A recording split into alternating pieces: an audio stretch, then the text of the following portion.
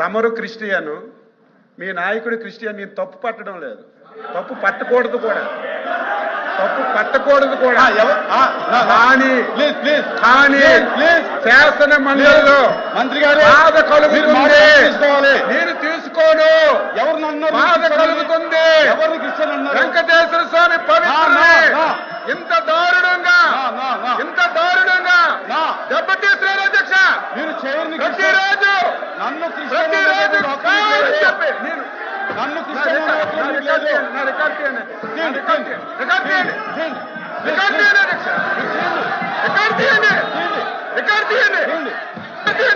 మీరు క్షమాపణ చెప్తారా? నేను చెప్తా. కూర్చోండి, కూర్చోండి, కూర్చోండి, కూర్చోండి. అరే కూర్చోండి, నేను తీస్తాను. కూర్చో, కూర్చో. కిందకి దిగాలి,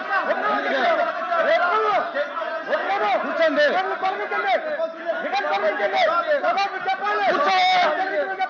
కూర్చో. అరే కిందకెళ్ళి కూర్చో, నేను మాట్లాడుతాను. అరే అరే కూర్చోండి, కూర్చోండి. కూర్చోండి,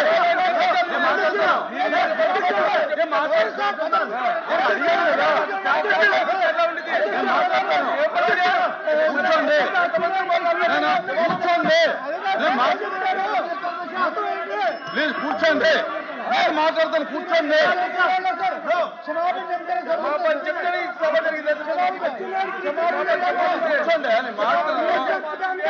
కూర్చోండి, మాట్లాడు.